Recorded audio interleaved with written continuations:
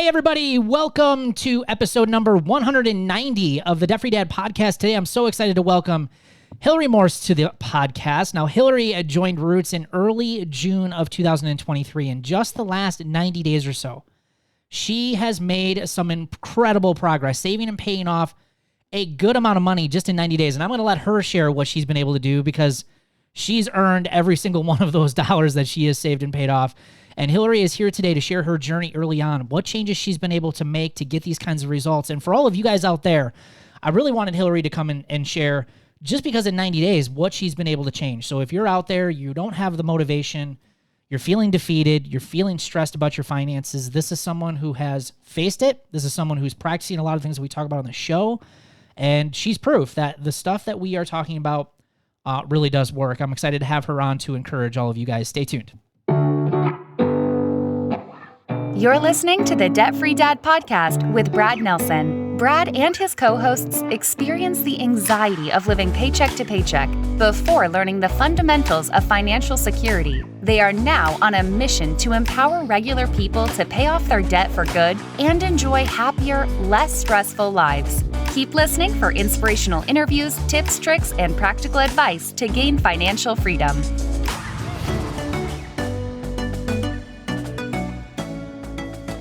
Hey, how is everyone doing today? You can find us on Facebook, TikTok, YouTube, and Instagram. Just search Brad Nelson, Debt Free Dad. And as always, guys, welcome to today's show. Remember to get all the resources, show notes, and links for today's show. And as we have mentioned over the last few episodes, we've had some pretty big updates here over on the website. We are now officially debtfreedad.com. You can find our podcast at the debtfreedadpodcast.com. You can click on episode 190, which is today's episode, along with getting all of our other episodes that have helped so many people over the years. And again, that's the debtfreedadpodcast.com. Click on episode 190. And guys, as I said, I'm excited to welcome Hilary to the podcast here today. Now, Hilary is a 42-year-old single mom of a 10-year-old girl. Hilary is in her last class to complete her master's in nursing informatics. She's been in the medical field for over 20 years, and 17 of those as a nurse working in the ER and the float pool there. They name all of their animals after Disney princesses. They currently have a black lab named Elsa and a cat named Belle, who also goes by the name of Psycho, which I'm sure has plenty of stories to go along with that name. She loves to travel and has a goal of going to every single country in her lifetime, which is pretty exciting. That's a big goal. She loves to watch movies, is a huge Star Wars nerd, which I love, by the way. And she even has a tattoo of the Millennium Falcon on her arm with her favorite Han Solo quote, "Never tell me the odds." Hilary says, "I have had trouble with money most of my life, but the pandemic broke me financially and emotionally, so I knew I needed to get some help." And she says, enter Roots of Personal Finance. And Hilary is here today just to share what she's been able to do since joining Roots and really starting to take control of this stuff. And Hilary, welcome to the show. I'm so glad you're spending some time with us here today. Thanks for inviting me. I appreciate it. Yeah, absolutely. So if you could, I know you've sent me a pretty, honestly, detailed email of some of the things that you had gone through. And I actually went through and even read some of the first emails that you had sent back in early June of some of the stuff that you were struggling with. And it's been interesting, obviously, to see what you've been able to do now these last 90 days. But for our audience who doesn't know, like, what were some of the things, as you grew up and maybe became, an early adult and started to manage money, how did you learn about this stuff? How did you start managing it? Were you good at it? Were you not so good at it? Let's kind of start there and get our conversation going. I would say I was never good at it. I grew up in a household that was very comfortable. We never wanted for anything. My parents both grew up very poor. So their perspectives with money was different. They were very frugal, but never allowed us to want for anything. So we had the nicest clothes. We got to play all the sports. We got to do all the things. We had nice vacations. It wasn't until I was an older adult that I knew the sacrifices that they had made to make that happen. But they tried to teach us about money in a way like, with the 3 jars of savings, spending, and giving, but there was no explanation. It was just jars. It was just jars. And I have always been one that as soon as I see money, I'm like, oh, how are we going to spend it? Yeah. looks like we could have some good times with that, and my daughter is very much the same way, instant gratification. And so I'm trying really hard to change that discussion from save, spend, give and all of that, to where it's like, what does that mean? Like, and what does it mean long term? Yeah. Because I think that had I known all that at a younger age, I'd probably be in a lot better position than I am now. Because you can say, like, don't spend. Okay, sure. Yeah. Like, sure thing. I'm stressed. I'm going to spend. I'm emotional. I'm going to spend. Right. And honestly, life's just expensive. And there's some things that you can't control having to spend the money on. But then when I started college, credit cards entered my life and they have not left. Yeah. Well, I mean, they're technically gone now, but I'm just finishing paying them off. Right. But, I was bought into this, like, wanting to keep the same lifestyle I had growing up. Yeah. And not realizing that I did not have the income to support that. And so, I wanted to travel. I wanted to have nice things, and there was limits. And that's the credit cards. I was like making the minimum payments because I was like, well, that's all I have to make. Well, as we all know, right. Those minimum payments and interest add up to a whole lot of expensive costs later.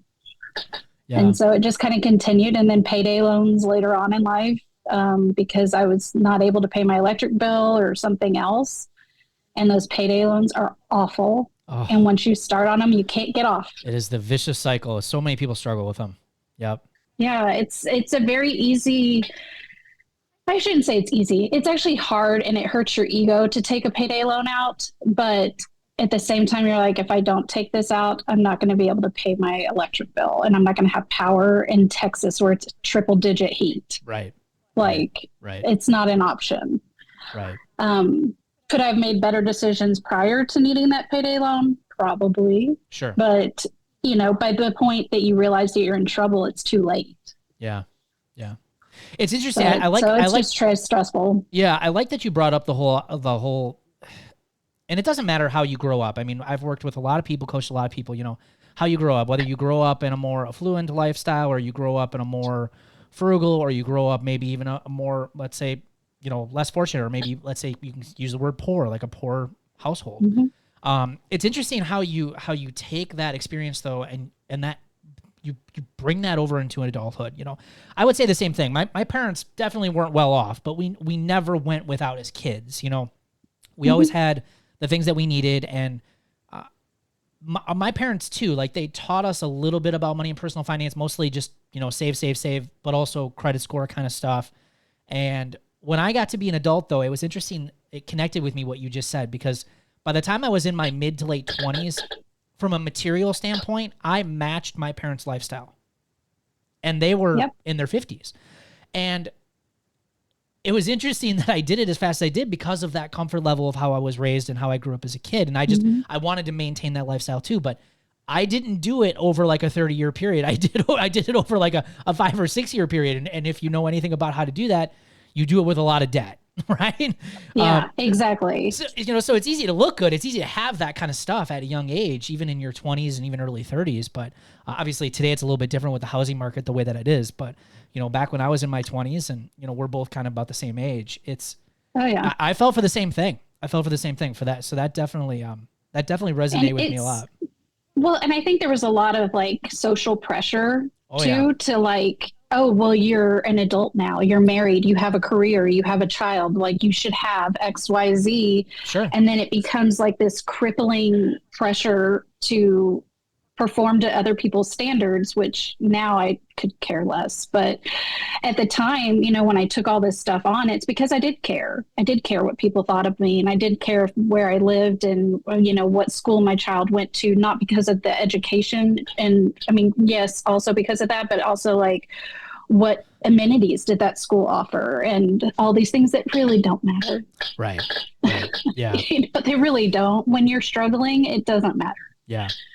Yeah, that social pressure and that social influence, especially if it's related to career. I mean, you've been in the medical field, you're a nurse. I mean, it comes with a good salary in most cases, right? I mean, and you've got other people that are friends just like you that are, are coworkers making that same salary, that it all comes with it, right? And that's, I wouldn't say it's hard. necessarily a great salary. I think that's a misconception because I probably made more selling cell phones, quite honestly. Okay, really? That's interesting. Yeah, and it depends on where you live, though. I mean, it Right. really does. Austin Sure. is one of the lower paid areas for nurses because everybody wants to live here, so it's competitive. Right. But what happens is like you have all of these expectations because of your career that you have to keep up with. So you have Right. to be healthy and you have to do this and you have to do that. And then so you put all this money into like your health amenities and and then also sometimes you end up with vices due to stress, and those Yeah. vices are expensive, whether it's travel or Right. going out to eat or shopping or whatever. Sure. So there's trade-offs. I mean, I would say I started out as an LVN. And I think I still remember because I tell my students all the time, I'm like, I was making $14 an hour as a nurse. Yeah. And I was like, oh my God. I mean, I make more now, but I've been doing this for 20 years and I worked my way up and I have multiple Sure. degrees. So they pay for that, but I also paid for those degrees Right. and have the student loan debt to go with it. Right. And so Yeah. it doesn't balance out what I could be making. And I think that's where the part is where I wish that they would have explained more in high school and even going into college about financial aid. Is like, yes, they give you like the quick rundown on the FAFSA website. It does not explain the long-term effects well. Right. Um, of getting these degrees, and scholarships aren't available for everybody.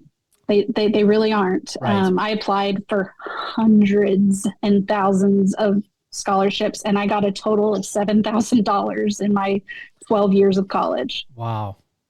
Wow. And so I think that that's something that I wish they would talk about more, because I think that's really what set me on my path for being as stressed as I am now with finances, and what put me where I am at. Yeah.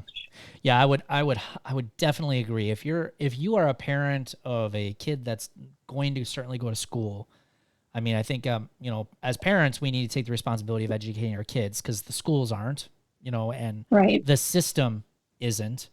But talking about the long-term ramifications of student loan debt and what that's going to look like and how that's going to affect other things in their life, and what is the marketability of the degree that they're going to be going after, and what kind of money are you going to be potentially making. And then, like you said, it's looking at like things like scholarships and taking the time to understand those. Can you, so a lot of kids go out and get part-time jobs. Are there things that they can do to maybe apply for scholarships and do different things? But I think this gets ignored a lot for a lot of people. We get busy as parents, right?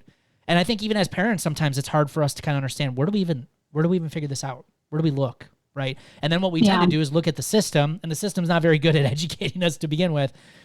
And it just kind of turns into this mess for a lot of people, and and I just think that it's so important to talk about. And I think that it's something that's definitely affected my life greatly in many ways. But it's, and I worked full time, 60 hours a week while I was in college. Yeah. Even when I was a single mom, I would work 60 hours a week, and I go to school 40 hours a week. And I had a nanny that basically raised my daughter for a little while. Right. And all of those things just to be able to move forward in my career. And I wasn't eligible for scholarships, Pell Grant, or any of that stuff. And so I took out student loans. Yeah. But I also did my tuition reimbursement through my companies. Okay. And so I used that. So I would be in a lot worse trouble had I not been paying in with that. Sure. But there's all these things that people just don't talk about. And, it's affected me. I lost a house because of it.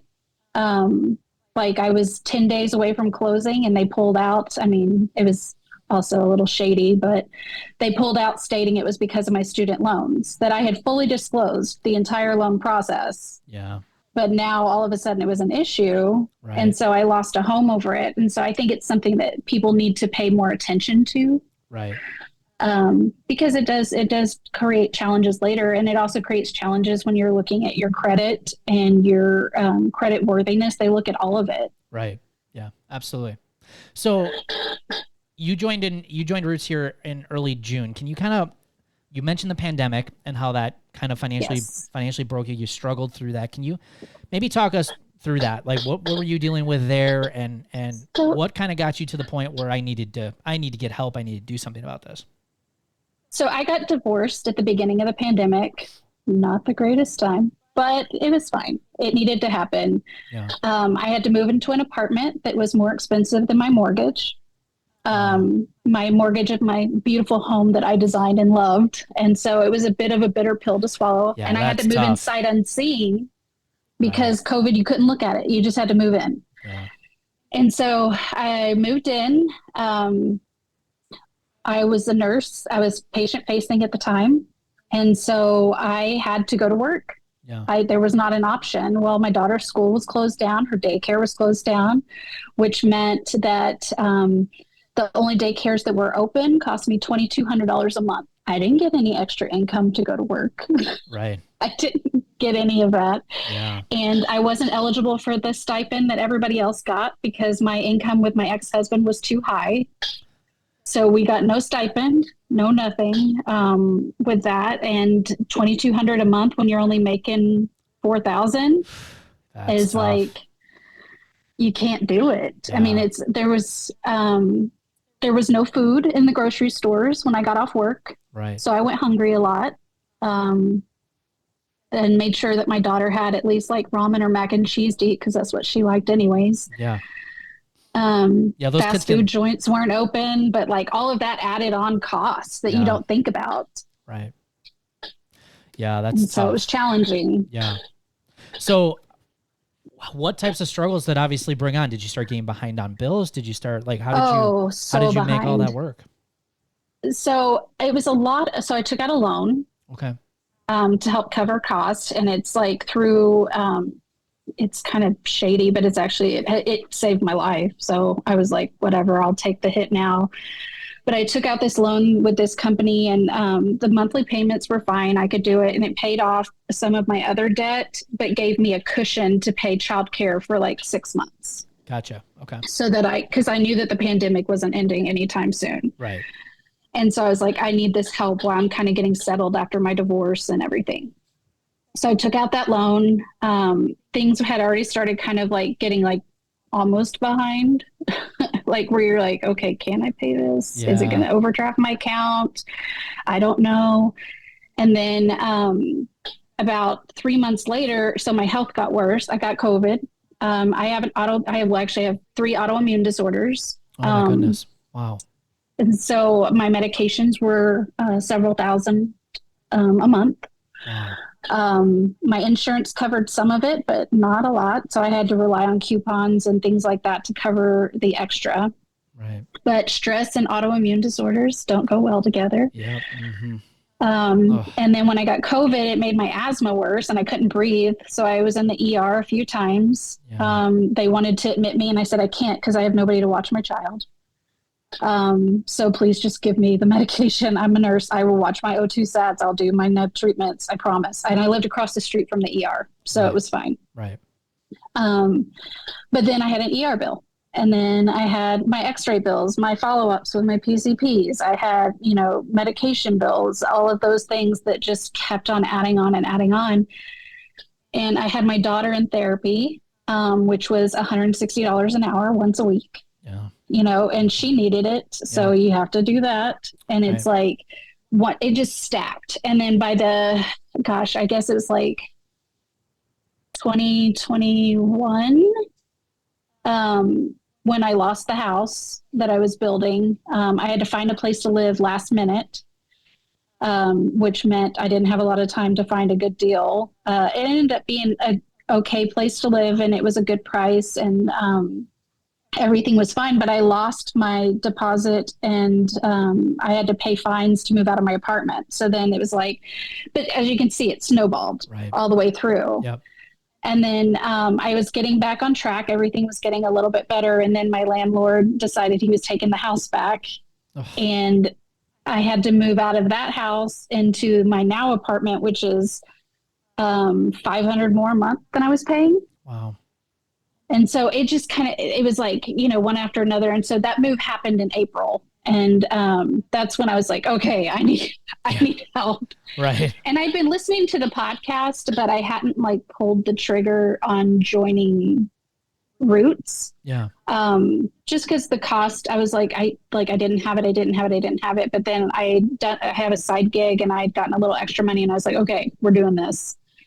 And so I ended up joining, and I mean, it's been honestly life-changing for me. Yeah. The support, the just communication, the resources, the shared ideas on how to save money, like in the most ridiculous ways. I mean, like stupid things that you don't even think about. You're like, oh gosh, that's so simple. Like, how did I not know this? But all of that like kind of got me back to where I was like, okay, maybe there's a chance I'm going to get out of this at some point in my life. Maybe. Right. I don't know. Yeah.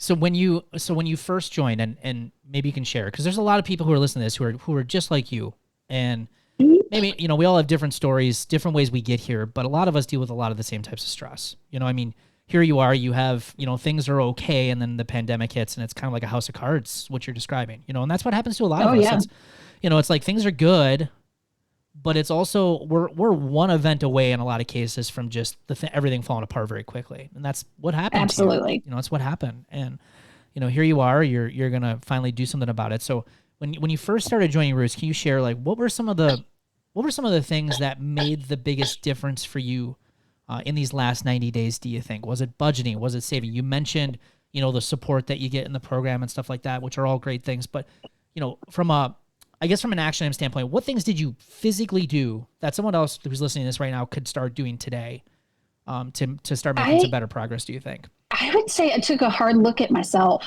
Yeah. Like my behaviors. Like I can have a budget. I have 19 budgets on paper, on my computer. Like it doesn't matter. It does nothing for me until I took a hard look at where my money was really going and why. Yeah. A lot of therapy helped, Yeah. to kind of work through where it was Yep. coming from, because it was emotional spending. I needed to fill some hole, Yeah. or, reduce my stress with some instant gratification happiness, whatever, Starbucks or movie, whatever that is.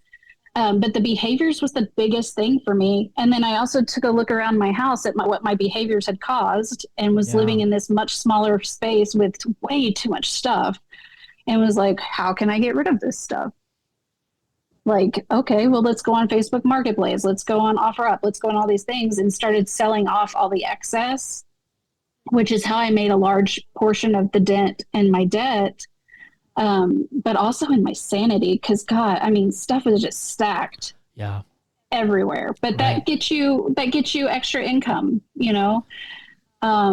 my side gig, being able to find a side gig that allowed me to be home with my daughter, to have flexibility to do it when I want, when I don't. Right. And then after I did all that, then it was like, okay, now we can pay closer attention to the budget. Now that we've worked on like where the errors are coming from. And I try to paper budget. It doesn't work for me. My brain cannot. The ADHD is strong over here. Right. So I use like YNAB or whatever, the app, because I can easily see everything and where it's going. Yeah. And then I can also see like, oh gosh, we spent a lot on eating out last month. Like we should probably chill out this month. But it's very visual. Yeah. And I think that really has helped on that, and just being able to be more aware and like listening to the podcast and things. Cause I had always been like, oh, I got to pay my debt off. And it's like, no. Yes, but no. But like, you got to also save. Like you have to have something in savings. Yeah. You have to have like, your basic, your, like you call it, the house paid for. Yeah. But then the debt, like, and when I just realized that, I was like, oh my God, I took a breath and was like, okay, the debt will get paid eventually. It's just not going to be today. Yeah. I love that you took responsibility for it. Cause I think right now, when I'm looking on social media, and I'm especially on TikTok, and, we do a lot of posts and stuff there. And there's a lot of people who are talking about how financially stressed that they are, just affording the basics and rent and all this stuff. And you're talking about the very same problems that a lot of people are experiencing with, but what I'm not seeing are a lot of people like looking back at themselves and saying, okay, how can I make different choices to fix this? And you're saying that's one of the things that you did. So if you're listening to this, like, you got to listen to what Hilary just said there, because that is so important. Like, she took time to look at what she could control, and you started making some better decisions, better choices. You started looking at around the stuff that you had. I mean, there are still things, even with as bad as your situation is. I mean, you just went through it. That's a lot of stuff you had to go through. I mean, it's amazing. Now in the last 90 days, it's crazy how far you've come just knowing what you've had to deal with just to get to that point. But here you are, and you're still making changes and you're making progress, even with all of the stuff that you've had to deal with, all the challenges that you faced prior to this. It's proof that doing some of that simple stuff and taking accountability for your own actions and what things you can control, it can make a difference. It really can. And I think that it's hard for most people to take that hard look at themselves. Yeah. I think that most people struggle with that. I think that's normal. Because you don't ever it's more fun to blame somebody else. Oh, it's so much easier. Yeah. It's so much easier to point the finger at everything else. It's so much easier. I mean, even with our kids, right. Am I responsible for my bad decisions on spending with my daughter? Yes. Yeah. Do I like to blame her for it? Absolutely. Yes, we do. Right. But the power of no is strong in this house now. Yeah, that's good. But it's just, I don't think there's a lot of resources out there that do what you do, where it's like owning your behaviors. Yeah.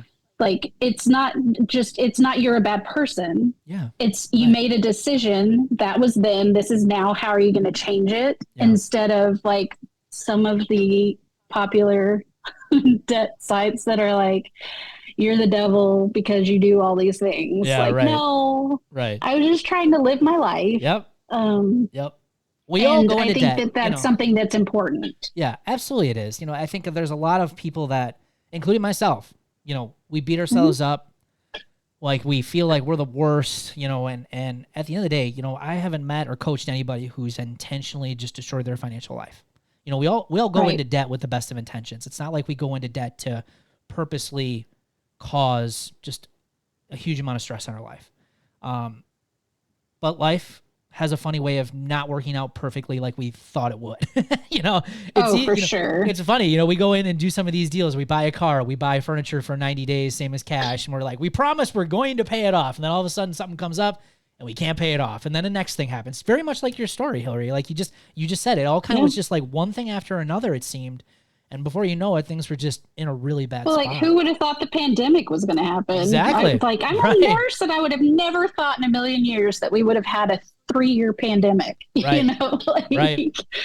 I would have just never thought that, and like the effects of that are still ongoing for most of us. Yep. Now we're dealing with inflation. I mean, there's always going to be something out there. And I think absolutely. So taking a more proactive approach in your financial life and saying, okay, I can't control how expensive things are, but I can control what I'm participating in and what I'm willing to buy and what I'm willing to bring into my life. And, I can focus on those things. Right. Right. And I think, you've taken that attitude, and I think it speaks volumes to where you are. So I want you to share, what have you been able to save and pay off total since I think you joined in early June? It was like the first week of June. Right now, as we're recording this, it's like the second week of September. So we're talking just a little over 90 days or so. So I only look on the first because it's overwhelming to me to look any other day. Sure. But as of the 1st of September, I have paid off $6,886.48. Wow. And I have put, as of today, I've put $1,300 into my emergency fund. And an additional $200 into my sinking fund for like car repairs and stuff that I know are upcoming. But I keep like a tracker, like an Excel spreadsheet that starts from where I started, and it has my student loans and everything in there. So it makes your eyes bleed. But, but I needed to look at the first. And so I have it. So it sets up, so it tells me exactly how much I've paid off each month, because if I look at the overall number that I owe of like $233,000 in debt, right, I'm just like, forget it. Right. Forget it. I'm not doing anything. I'm done. I just want to move on. But now that I've set it up this way to where I can see it, and then it's set up in a debt snowball format, so it like pushes over every month what's going to be paid extra to somewhere else. Yep.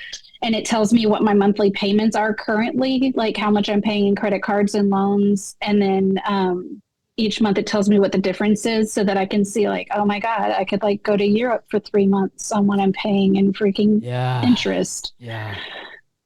But there's at least like an end in sight. And so just being able to see it move every month, even though some months it's only like $150.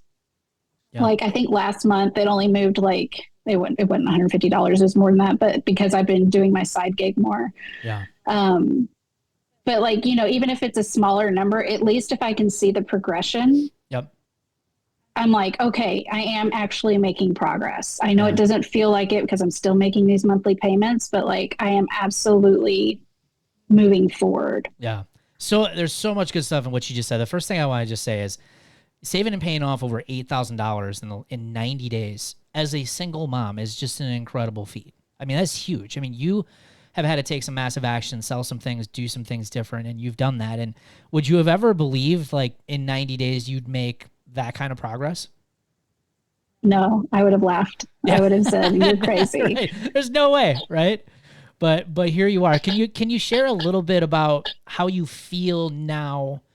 And even though I know you mentioned you still got a long way to go, but Oh yeah. talk about your I mean, feelings. I've got at least probably 7 years before I'm debt free. Yeah. But it's 7 years. Right. That's before I'm 50. Right.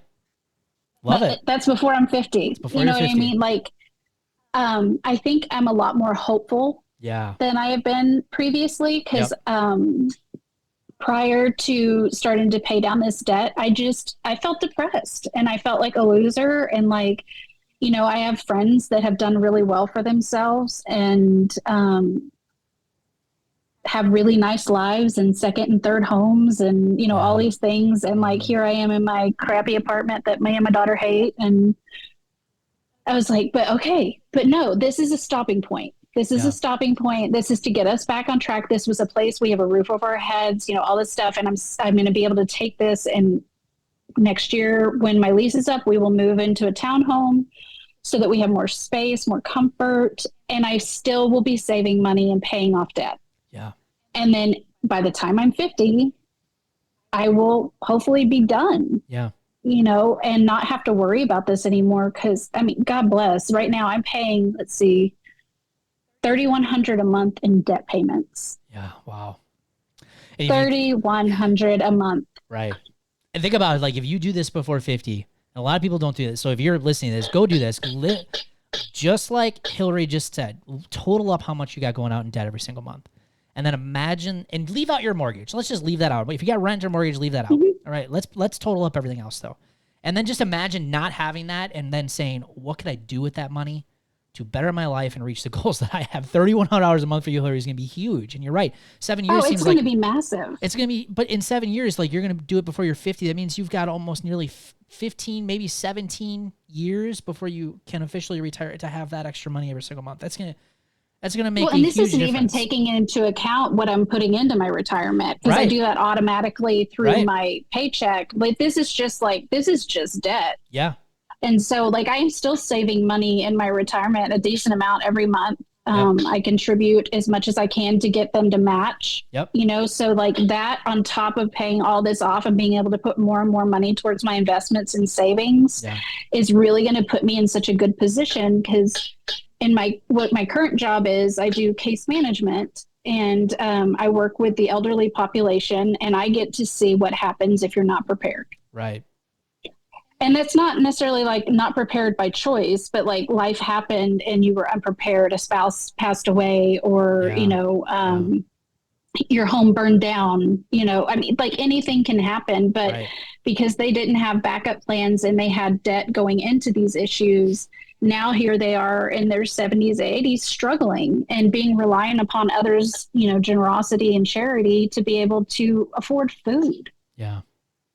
And it's ridiculous. And I don't want to ever be there. Yep. And so I really try hard to make good decisions now without giving up my life. Right. Like I need a life still. I need to be able to travel or do things and have fun. But talk about that. Yeah. Talk about that. So you're a single mom, you saved and paid off, near over $8,000 now. And over the last 90 days, and you're mentioning like, you're still living a life. You haven't cut every single thing out of your life to do it. Nope. So how have you been able to manage doing that, but also still having fun? Can you share a little bit about that? Because that is people's misconception. Like, I'm going to have to give up everything if I ever want to get out of debt. And that's not, I mean, you do have to make some sacrifices, but you don't have to give up everything. No, you don't. I mean, you could and get done faster, but honestly, you'll never get done because you'll hate your life. Absolutely. I mean, and that's just reality. I made that mistake. Because, I mean, you lose all desire to do it if you're just miserable through the process. So we used to eat out more. Honestly, I enjoyed it because my daughter is picky and I do not like to cook for her. Yeah. And I'm gluten free, which is a whole other thing. But we have one day out a week that we eat out. And it's it's a donut day that we've done since she was a toddler, so that's like something special for us. We love to go to the movies. So I've learned how to do ways to save that. So I'm a part of the Cinemark Savings Club. So I get a ticket every month, plus you get 20% off. And so it saves you there. And then I use my Costco, membership to buy the Cinemark gift cards. So for $50, you pay $39. Okay. So you basically get a free $11 there, but so it's kind of learning savings trips. And I've always been good at travel savings because I don't like to spend a lot of money on stuff like that. I'd rather do it more inexpensively. But if I this summer, I really wanted to take my daughter somewhere. So while she was visiting her dad, I just picked up extra shifts with my side gig. Sure. And I paid for us to go to a resort for that we can drive to for a night and 2 days, basically. And, just trying to work around. If I get a bonus, maybe instead of using the whole bonus to pay off debt, I'll take a percentage of it and use it for entertainment. Yeah. I love that. We use the pool at our apartment complex. We go and do stuff there. If there's free events, we'll go to do free events. Yeah. I don't know. It just, you find ways around it. You don't realize how much stuff is out there that's free or cheap until you're really okay, I'm going to not spend money. Right. And then you're like, gosh, there's all this stuff. Why didn't I take advantage of this before? Yeah. Well, I think what you're talking about, I think you've talked about the word hope. You've talked about that you haven't had to give everything up. You've saved and paid off quite a bit in the last 90 days. I think, what you're speaking to in general, and I think what we talk about a lot is just the value of having a plan that is actually working, and following a system that actually works, and I think having something like that, it gives you the confidence to know that I don't have to worry about this. I am on a good plan. I am making good progress. You brought up the power of tracking, having a spreadsheet and seeing what you've been doing every single month. Most people have no idea what's going on in their bank account. And for you to be able to go back and be able to see that progress, that builds confidence. So, it does. Just all of the stuff that you're talking about over these last 90 days is such a life-changing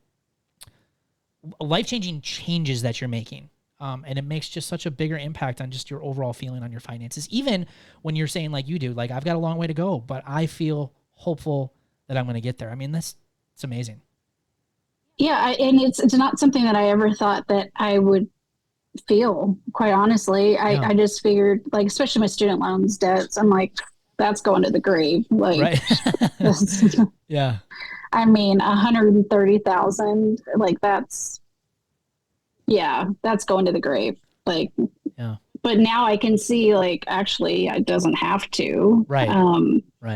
Right. But how can I make that happen without giving up my own sanity in the process? Yeah. Well, get rid of your credit cards because they're useless. They create bad habits. Yeah. So much. And being okay with I've never been a new car girl. That's not been my thing. I like a good car. Sure. But I don't need it to be new or anything. But now it's I look at my SUV and I'm like, we're gonna be friends for a long time. Yeah. Long time. There's no new cars for a very long time. So you better last. But then that goes back into the savings thing. And what people don't take into consideration is the important money that you need to put aside is your maintenance on your vehicles, your maintenance on your home, so that you don't have those larger expenses later because of lack of maintenance. Right. Right. Can you talk a little bit about but it's nice. Yeah, can you talk a little bit about how did your daughter feel about all this? Not great. She's a bit of a spoiled princess. Yeah. I think you'll see in the photo that I shared with you, we were at Disney World and my shirt said broke and hers said spoiled. And I feel like that's a pretty accurate description of our lives. Right. She's very much she calls me made of money mom. Oh no. Yeah, she loves that one. Right. She thinks she's super funny. But she really has for a long time, she just puts her hand out. And Yeah. I had a lot of guilt about her dad not being around. Yeah. And, the pandemic, I mean, like all the things that she was missing out on. And so I would just say yes to my own detriment, and so I was like, okay. So I think like in July, we sat down and I was like, okay, you need to come look at this budget. And she was like, that's how much you spend? And I was like, yes. Yes. Love that. And then I want you to notice how much I also make. Yeah. And I want you to notice those numbers don't match. Right. Yeah. So she's been more respectful of the no. Because it's not a no, it's a why right now. Like This is an instant gratification thing. You don't need it. Yeah. Like you have your clothes, you have your shoes, like you have a computer and iPad, you have your phone. Like those things are already taken care of. Right. You don't need the newest Roblox or Minecraft, whatever. Now, if you want to earn it, yeah, you can earn it, but it's not going to happen today. Yeah. I love though that you're changing, because you mentioned early on in this conversation about how your parents would talk about like those 3 jars, right? And how you didn't make that connection of, well, why? You are changing that for her by showing her the numbers and showing her the reality of what it takes to run a household. And for sure, now there's a why behind it, right? So it's a lot easier to say, hey, no, that's not in our plan. That's not in our budget. You've seen the numbers, and obviously she's seen them, right? So she knows, like, there's no confusion. I think for a lot of kids, if you're in, and this is the hard part, I think, for a lot of parents, is that for a lot of us, we're doing a poor job managing our finances to begin with, right? And then when our kids ask for something and we say, oh no, we're broke, or we just don't have the money, you don't have the means to show them because you don't really have a good plan anyways, right? It's like, how can I literally show them if you don't really have a good working plan? You do. I mean, you're tracking, you have your budget, you know where you're at. And now you can just lay it out to them and say, okay, when we say no, we're not trying to be mean. We're not trying to say like, we don't want you to have things. It's just like, this is what it takes to run our house. And we have to choose what things we say yes to and what things we say no to. And there are going to be times where it's like, you're not going to get those things. And this is why. Right. This is why. It's not because, we don't want you to have those things. Well, sometimes we do, right? But in most cases, it's like, because that's just not part of our financial plan. And here's why. Here's how it all has to work. And I think it's interesting too when you don't deal in cash. They don't see it. Right. You know what I mean? Like, and so many of us don't deal in cash. Right. Because our bank, our paychecks go direct deposit to our bank. Yep. And then we just pay everything from there, which is fine. Right. But like they don't see the cash. And like, I mean, even just yesterday, I went to go pick up a customer's laundry or whatever for my side gig. And she handed me $50 tip. And because I've been picking her up for a while and she doesn't tip on the app. So she just, every once in a while, she'll just give me cash. Yeah. And so I showed it to my daughter and I was like, this is our donuts for 3 weeks. Yeah. And she was like, whoa. And I was like, yeah, it's like, that's a big deal. Or when she asked me for something and I'm like, no, I show her my bank account balance. That is why we can't do that right now. And then she's like, okay. Right. And she drops it. Yeah. I don't get the pushback that I used to get of like, well, you always, no, I don't. Yeah. I don't buy anything for myself. So shut up. Yeah. Yeah. It's something I started doing with my son, Noah. He's 13. But last year I had him start cutting grass. We camp. We have a couple of, because we have to take care of our own site because we're seasonal campers. So I have one site where an older lady works that can't cut her grass. So Noah cuts it. And I was like, oh, this is a great opportunity. He gets a little job. He gets a little money. He starts to be able to learn how to manage it. He's made some mistakes where he spent it all. And now I can tell this year he's making a lot better choices with that money. May not be perfect still, but it's with real money. You know, I mean, and I think for a lot of you, if you're looking for how can I teach my kids to manage their money, it's like let them use and see real money.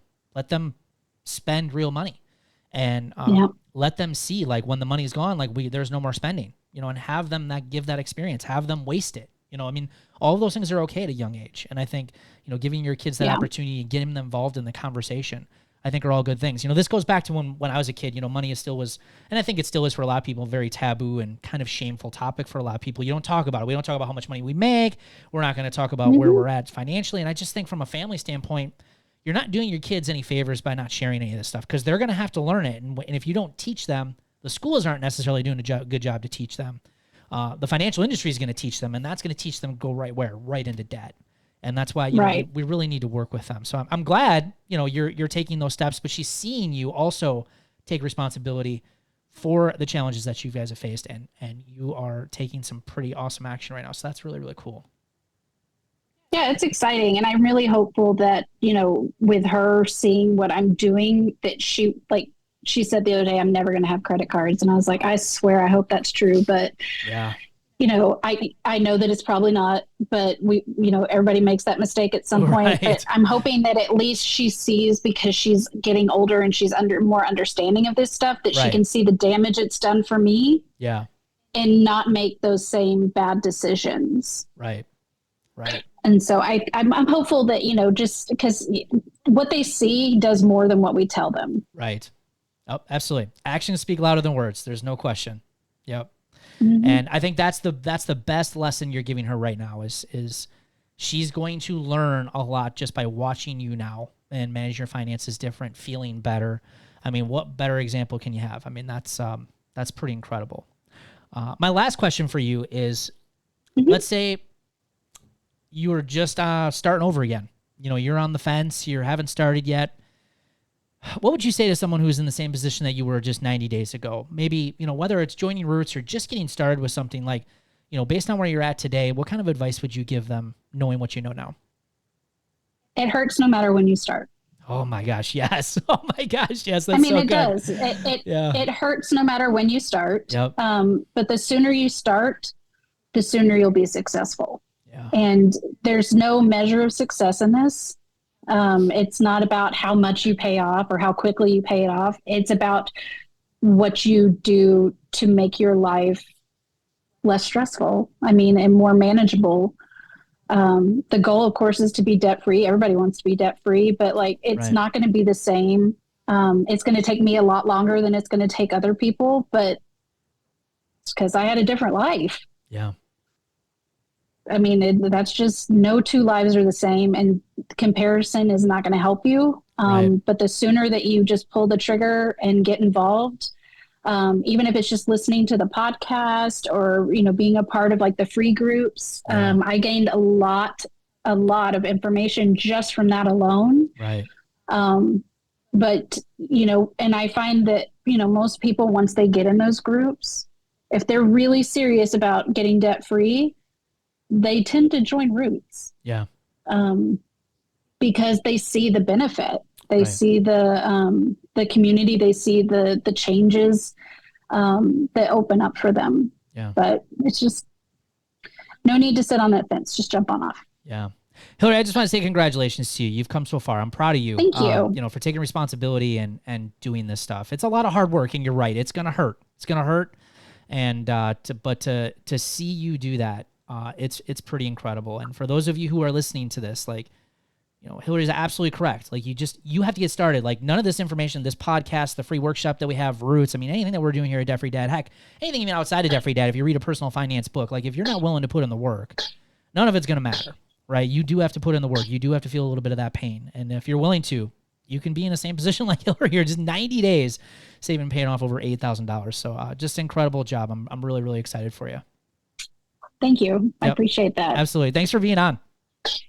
Absolutely. It was fun. Yeah. I was glad to get to be another one of the many that will be on this podcast telling about how much it's changed their lives. Well, you want to know what? I look forward to having you back on maybe another year from now and seeing exactly where you're at and seeing your continued progress. It would be awesome to kind of follow you along here and see where you're at. But keep up the great work. For sure. Thank you so much. Yep, absolutely. So the Totally Awesome Debt Freedom Planner is helping so many people make consistent progress with their finances. Whether that be building emergency funds, paying down bills, budgeting, tracking paydays, saving up for larger purchases, goal planning, and planning for those irregular yearly expenses that always seem to catch you by surprise. Now, the Debt Freedom Planner will help you take the stress out of managing your money. And if the thought is running through your mind, hey, I just need to have a simple tool to get my finances together, this planner is perfect for you. Head over to therealdebtfreedad.com, click on the Debt Freedom Planner in the menu at the top of the page, and order your Debt Freedom Planner today. Let's talk about debt, baby. Let's talk about your money. Let's talk about all the good things, all the bad things that may be. Let's talk about debt. All right, guys, as you guys know, that sound means it's time for the celebrations of the show. And most importantly, the biggest one here today is Hilary. Just, again, huge job well done to her and for taking time out and to share her journey. I hope that's encouraged you guys, especially if you're out there feeling stressed, have had a lot of things happen to you, just like Hilary, where it just doesn't seem to be like you'll ever get out of it. She's proof that by taking some of the simple actions that we share here, it can make a big difference over time. And it's just awesome to have her on. So I hope you guys enjoyed that. So we're going to kick it off here with Laura Plikehart. She says, found some extra money and my loan is almost under $1,000. So making progress on paying that off. Laura, congratulations to you. Lindsay Witt, all bills are paid for the beginning of this month. I put $300 in my emergency fund and $200 towards debt and have not used any debt in 3 weeks. Lindsay, that is a nice streak. Great budgeting wins, great payoff wins. Awesome job. Patty Malone, my first time post. My husband and I ended our first month doing the cash envelopes. We cut back from the original amount we were spending and still had almost $400 left to put on the credit card. It's amazing how much less you spend using cash only. And guys, we just talked about this with Hilary on the show here today, teaching your kids how to use actual money. This stuff works for adults too. We actually did a whole podcast episode about, 6-7 episodes ago here about cash stuffing and cash envelopes. Go check that out if you want to use the power of cash. But here, Patty, huge win, $400 they didn't spend because they were using the accountability of money. Such an incredible win. So great job. Tara Mean, we've paid off one small credit card already, $105, and added $300 to our emergency fund to make it $1,300. And we even saved $65 for our vacation fund. Tara, getting it done. Congratulations to you. And Ksenia Seymour, just paid off the first credit card in my debt snowball. Look at you guys. This is awesome. It's not a huge amount, and that's okay. But I'm excited to have one less bill to pay every single month and keep that momentum going. Ksenia, congratulations to you. It's a huge win. Remember, those first wins, it's not about the amounts. It's about progress. It's about building that small staircase to success. So just a huge win. And congratulations to all of you guys out there who are taking your financial lives back. You're willing to think different, do some things different. You guys are doing an incredible job. It's so much fun to get your messages and seeing how much this podcast is helping you guys. Man, it's just so cool to see how far you guys are going. So, hey, by the way, if you want to start taking steps like Hilary did on today's show, if you're just getting started with our podcast, or maybe you've been listening for some time and you're interested in how you can get started on the road to financial freedom and starting to make the progress like Hilary did today, go visit our website at debtfreedad.com and sign up for my free Life Without Payments workshop. This workshop is going to give you all of the very first steps when you're getting started, things that you should focus on. We're going to give you some great handouts to get started with. This workshop has helped tens of thousands of people over the years. It's helped myself, all the stuff that we're sharing here. It's helped me remain debt-free for 10 plus years. Go check this out. It'll help you kick financial stress and worry for good. We will see you guys next week. Take care. Have a great week.